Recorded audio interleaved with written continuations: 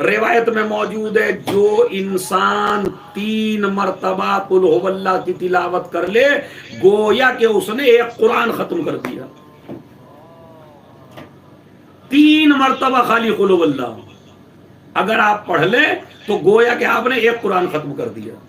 یہی وجہ ہے کہ سلمان فارسی مسجد میں بیٹھے ہوئے تھے اور رسول نے فرمایا اے میرے صحابہ بتاؤ تم میں سے کون ایسا ہے کہ جو پوری رات جاگ کے عبادت کرتا ہو.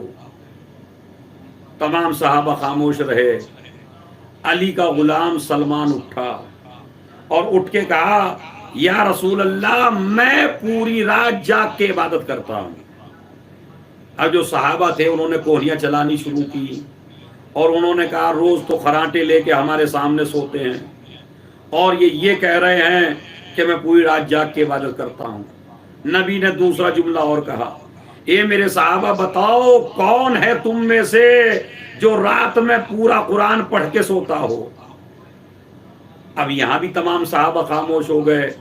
اب یہ جو روایت میں سنا رہا ہوں آپ کو یہ عمل کرنے کے لیے سنا رہا ہوں داد کے لیے نہیں. عمل کیجئے اس روایت پر. سلمان نے کہا یا رسول اللہ میں وہ ہوں جو پورا قرآن پڑھ کے سوتا ہوں. صحابہ کہنے لگے سلمان جھوٹ بول رہے ہیں.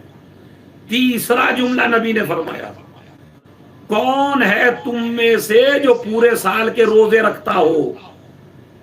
تمام صحابہ خاموش رہ گئے. علی کا غلام اٹھا. ارے بھائی اس سے بڑی فضیلت میں کیا سناؤں علی کے غلاموں کی. علی کا غلام ہوتا وہی ہے کہ جس کی عبادت کا مقابلہ صحابہ بھی نہ کر سکیں. آپ نے توجہ ہی نہیں دی. ماشاءاللہ جتنا بڑا میں نے جملہ کہا تھا. علی کا غلام ہوتا ہی وہی ہے جس کا مقابلہ پوری دنیا کے صحابہ مل کے نہ کر سکیں.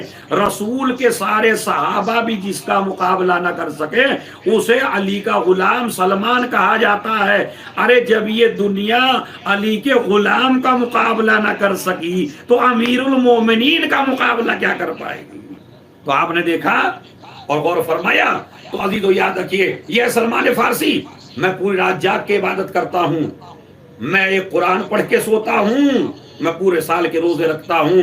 ایک مرتبہ جب سارے صحابہ کہنے لگے سلمان تو جھوٹ بول رہے ہیں نبی نے فرمایا نہیں سلمان کی مثال حکیم لقمان جیسی ہے. اور حکیم کی بات بے وقوفوں کے سمجھ میں نہیں آتی. ارے بھائی اس سے کھل کے میں جملہ اور کیا کہوں. جو صحابہ سلمان کی بات نہ سمجھ سکیں وہ علی کی بات کیسے سمجھیں گے. بھائی جب غلام کی بات سمجھ میں نہیں آ رہی ہے تو آقا کی باتیں کیسے سمجھیں گے. جو مومن کی بات نہ سمجھ سکے وہ امیر المومنین کی کیا بات سمجھے گا. صحابہ نے کہا جھوٹ بول رہے ہیں. نبی نے فرمایا نہیں سلمان جھوٹ نہیں بول سکتے آپ ذرا پوچھو. تمام صحابہ نے کہا سلمان بتاؤ تم ایک رات میں قرآن کیسے پڑھتے ہو. کہا کہ نبی نے نہیں فرمایا تھا مسجد میں جو انسان رات میں 3 مرتبہ قل ہو اللہ پڑھ کے سو جائے گویا کہ اس نے پورا قرآن پڑھ لیا.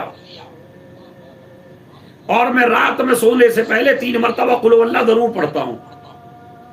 اس کے بعد کہا تم جاگ کے عبادت کیسے کرتے ہو.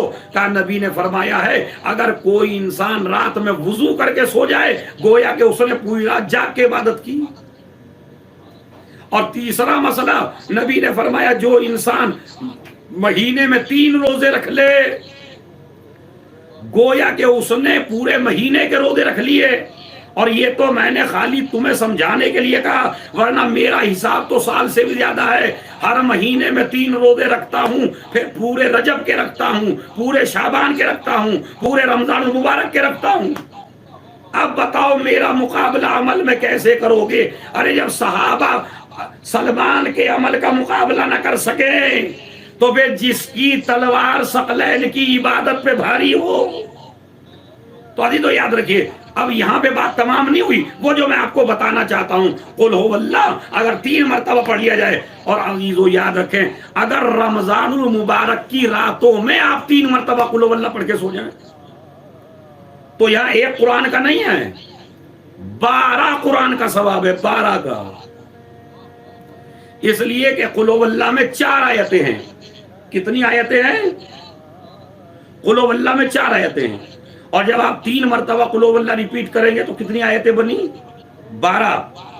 اور اگر آپ ایک سورہ فاتحہ پورے رمضان المبارک میں، جو اب تک نہیں کر سکے ماشاءاللہ جتنے لوگ مجلس سن رہے ہیں میری ماں بہنیں، اور آپ یہ عمل شروع کر دیجئے، اگر آپ اپنے مرحومین کے لیے ایک سورہ فاتحہ پڑھ کے سو جائیں تو سورہ حمد میں 7 آیتیں ہیں، اور 3 مرتبہ قل هو اللہ پڑھیں گے تو قل هو اللہ میں 12 آیتیں ہیں، تو 7 اور 12 19۔ تو اگر آپ اپنے مرحوم کو رات میں سونے سے پہلے ایک سورہ فاتحہ پڑھ کے سو جائیں تو گویا کہ آپ نے اپنے مرحوم کو 19 قرآن پہنچا دیے۔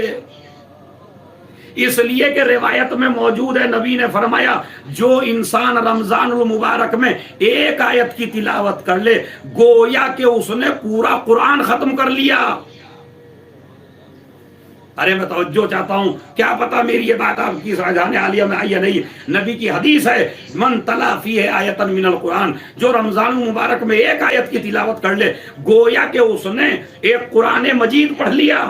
تو اگر آپ نے سورہ حمد پڑھ لی، سورہ حمد میں 7 آیتیں ہیں تو 7 آیتوں کا مطلب ہے آپ نے 7 قرآن پڑھ دیے۔